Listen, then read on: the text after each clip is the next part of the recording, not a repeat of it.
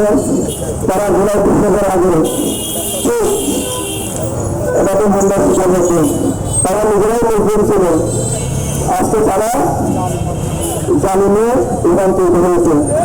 আমরা football football করাচ্ছি কোন আমাদের এই জনগোষ্ঠী হচ্ছে জামাত শিবির।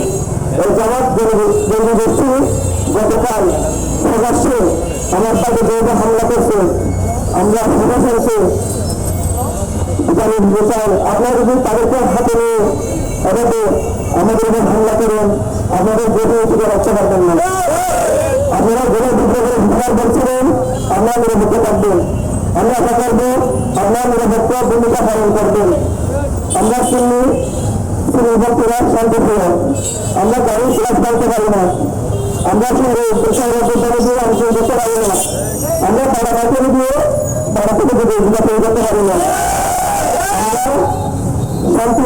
শান্তিভাবে সব আমাদের কর্মসূচি আমরা পালন করে থাকি।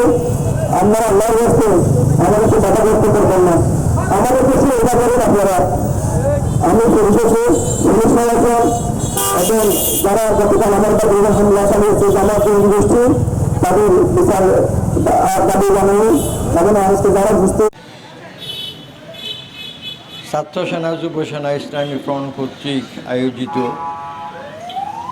সুন্নি মহাসমাবেশের সম্মানিত দর্শক ও শ্রোতারা, আসসালামু আলাইকুম ওয়া রাহমাতুল্লাহি তাআলা ওয়া বারাকাতুহু। আজকে দীর্ঘদিন ধরে প্রায় এক সপ্তাহের উপরে আমরা যার জন্য আন্দোলন করে আসছি, এখনো পর্যন্ত কোনো একটা সঠিক সিদ্ধান্ত আমরা পাচ্ছি না। যদিও বা বিভিন্নভাবে আমাদেরকে আশ্বাস দেওয়া হচ্ছে, কিন্তু ওই আশ্বাসটার উপর আমরা সন্তুষ্ট না। ছাত্র তারা আল্লাহর ওলিদের উত্তরসূরি।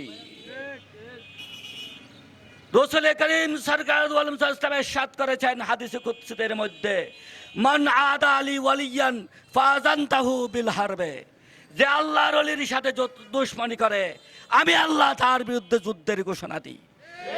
আল্লাহ যেখানে যুদ্ধ ঘোষণা করেন, আল্লাহর বিরুদ্ধে যুদ্ধ করে কেউ টিকতে পারবে না। সুতরাং সেই নিষ্কলুষ নিষ্পাপ ছাত্রদের অবিলম্বে মুক্তি দিন এবং রইসুদ্দিন হত্যাকারীদের গ্রেপ্তার পূর্বক দৃষ্টান্তমূলক শাস্তির দাবি জানিয়ে